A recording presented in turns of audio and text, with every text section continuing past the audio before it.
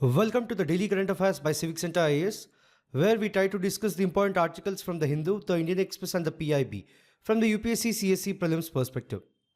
Displayed are the list of articles which we are going to discuss in today's video.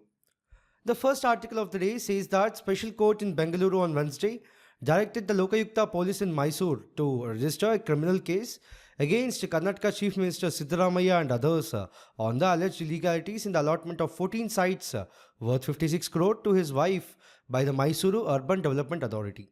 In this context, let us talk about Lok Ayukta. See, the Lokpal is a central level anti-corruption body, whereas Lok Ayukta is a state level counterpart to be established by the state legislatures within 365 days of the implementation of the act. Now, let us look at some of the key features of Lok Ayuktas. Firstly, with respect to the structure, see, the Lok Ayuktas generally consist of chairman, who is often a retired judge of the High Court or the Supreme Court, and other members with expertise in anti-corruption, public administration, or public service. Note that the chairman and the members are selected through a process defined by the state legislatures.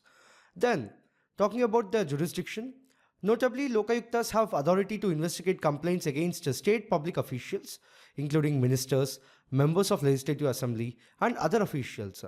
So they can inquire into allegations of corruption, abuse of power, and maladministration. However, certain high-ranking officials like the governor may be outside the jurisdiction, depending on the state's specific law. Lastly, if you have to know about their powers, see, Lok Ayuktas have powers similar to a civil court, so they can summon officials, conduct inquiries, and recommend disciplinary actions or criminal investigations. Furthermore, they often work with agencies like the state vigilance bodies or anti-corruption bureaus to conduct investigations. The second article says that as the government considers sending External Affairs Minister to Pakistan next month to attend the Shanghai Cooperation Organization SCO heads of the government meeting, former High Commissioners told The Hindu that it was important that India participated in the event, separating the failure of bilateral ties from the value of the SCO grouping that comprises 10 Eurasian countries, including Russia and China. In this context, let us talk about the Shanghai Cooperation Organization, in short called the SEO. See, it is established on June 15th of 2001 in Shanghai of China by 6 founding nations which are Kazakhstan, China, Russia, Tajikistan and Uzbekistan. Note that the charter was signed in the year 2002, which outlines the organization's goals, principles, structure and major areas of activity. So, the charter became effective in September of 2003. Now, what are the objectives of it? Firstly, to strengthen mutual trust and good relations among the member states. Secondly, to promote a cooperation in areas like politics, trade, economy, science, technology, culture, education, energy, transport, tourism, and environmental protection. Thirdly, to ensure peace, security, and stability in the region. And lastly, to promote a fair international order based on the democratic, fair, and rational principles. Notably, the Shanghai spirit emphasizes mutual trust, mutual benefit, equality, consultation, respect for diversity of civilizations, and pursuit of common development. Then what about its governance structure? See, the Council of Heads of State is the supreme decision-making body which meets annually to decide on key organizational matters. Then the Council of Heads of the Government also meets annually to discuss the strategy, priority areas for cooperation, and approves the SCO budget. And lastly, the Council of National Coordinators, which coordinates activities across various areas. Furthermore, the Secretariat based in Beijing serves as the main administrative body. And lastly, there is Executive Committee of Regional Anti-Terrorist Organized Structure, RATS, which is located in Tashkent and focuses on anti-terrorism efforts. The next article says that the Union Agriculture Ministry has predicted record food grain production from the 2023-24 financial year, estimating a total of 3,322.98 lakh tons, in short called the LT, which marks an increase in 26.11 LT from the previous year's 3296.87 LT. Now let us look at the highlights of it. So this increase is mainly due to the higher production of rice, wheat and millets. Firstly, the rice estimated at 1,378.25 lakh tons, an increase of 20.7 lakh tons from last year. Secondly, wheat is estimated at 1,132.92 lakh tons, which is an increase of 27.38 lakh tons. However, lastly, millets are estimated at 175.72 LT, up from 173.21 LT. However, the production of pulses, oilseeds, and sugarcane is expected to decrease. So, the pulses are expected to fall to 242.46 lakh tons from 260.58 lakh tons, and then oilseeds are likely to drop from 396.69 lakh tons from 413.55 lakh tons. Through rapeseed and mustard production, you may see a slight rise. And lastly, sugarcane is expected to decrease to 4,531.58 lakh tons from 4,905.33 lakh tons. Also, the report notes that the drought-like conditions in southern states and prolonged dry spells, particularly in Rajasthan, affected the pulses, coarse cereals, soybean, and cotton production. Furthermore, the cotton output is projected at 325.22 lakh bales, down from 336.6 lakh bales in 2022-23. The next article says that the Hyundai Motor India Limited, which is the Indian arm of the South Korean automaker Hyundai, and the food and grocery delivery major Swiggy have received capital markets regulator SEBI's approval to float the initial public offerings. In this context, let us talk about the SEBI and then about the initial public offering. See, SEBI is a statutory body and regulator of the securities market in India. Moreover, its main role is to protect the investor interests, promote and regulate the security market. SEBI was initially established in 1988 as a non-statutory body, but gained statutory status through the SEBI Act of 1992. If we have to look at the key functions, firstly, SEBI controls the activities of stock exchanges in India. Secondly, it safeguards the rights of investors and ensures their investments are protected. Thirdly, SEBI regulates stock market activities to prevent fraud, ensuring fair market practices. And lastly, it provides educational resources to investors to enhance their knowledge of market operations. Now, what about its powers?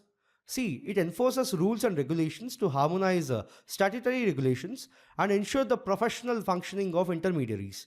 And then SEBI can investigate market malpractices and take action against the offenders. If you have to look at the SEBI's composition, so the board consists of a chairman, who is nominated by the Union government, and other members, including the representatives from the Finance Ministry and the Reserve Bank of India. Know that the headquarters is in Mumbai, with regional offices in Ahmedabad, Kolkata, Chennai, and Delhi. Then there is something called the Securities Appellate Tribunal.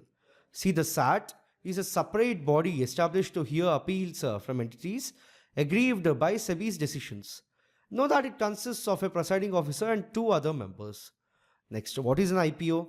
See, an IPO is an initial public offering in which the shares of private company are made available to the public for the first time. Know that an IPO allows a company to raise equity capital from public investors. Furthermore, the transition from a private to a public company can be an important time for the private investors to fully realize the gains from their investment, as it typically includes a share premium for current private investors. Meanwhile, it also allows public investors to participate in the offering. The next article says that according to the Central Pollution Control Board, Delhi city saw an air quality index of 235 on Wednesday.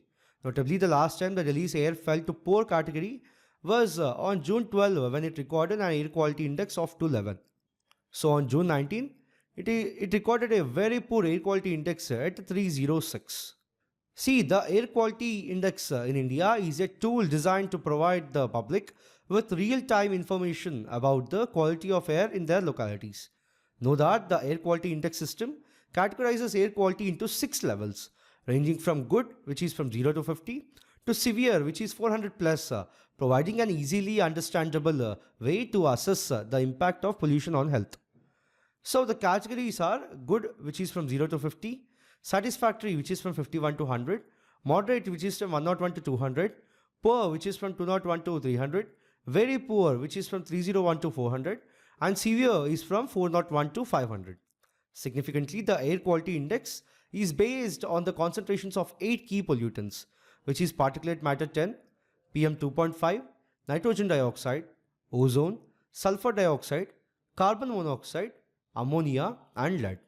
Know that each pollutant's concentration is converted into a numerical scale that reflects its health impact, and the pollutant with the highest score determines the overall air quality index for that location. If we have to look at the key initiatives, so the Central Pollution Control Board manages the air quality index system and disseminates a daily air quality index reports via its website and mobile app, Sameer. Notably, these reports provide real-time updates on pollution levels across various cities. Then we have a graded response action plan, which is a strategy designed to tackle air pollution based on the air quality index levels, particularly in the regions like Delhi and the National Capital Region. Hence, depending on the severity of the air quality index, specific actions are triggered, such as restrictions on industrial activities, traffic regulations, and construction halts. And lastly, the National Clean Air Program launched by the government.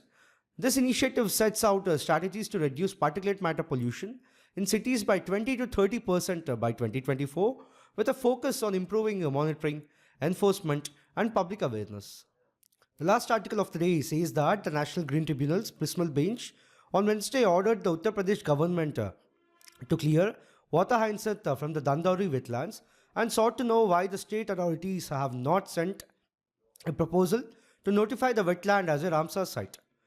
So in this context, let us talk about wetlands.